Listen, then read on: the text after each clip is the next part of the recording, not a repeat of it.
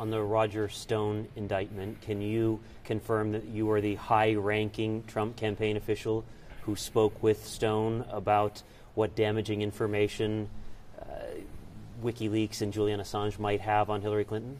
I think it's the exact opposite. I think if you look at the report, all the emails that are between Roger Stone and myself, I think were put out in the New York Times, so people can ascertain in those emails exactly what went on. I think they put out the 2 or 3 emails that Roger Stone had with either colleagues of mine or myself, but I think it's pretty straightforward. You're saying you were not that high-ranking? Well, I think official? you're talking about the one in July. I wasn't on the campaign. Remember, I didn't come into the campaign until the middle of August.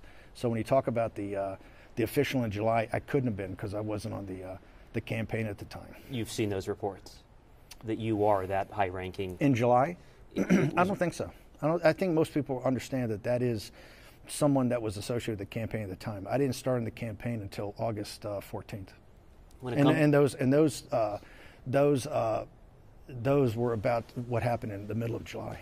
So no surprises when this Mueller report investigation is released, as far as you are concerned? Oh no, absolutely not. I think it's all pretty straightforward. Who is more damaged by this Mueller investigation, President Trump or the FBI? I think people are pretty shocked about, particularly what McCabe has said over the last couple of weeks and what's in his book. We need, and we've always needed the FBI to be, the senior law enforcement agency at the federal level, and also to be one of the leaders in counterintelligence and, counterterrorism.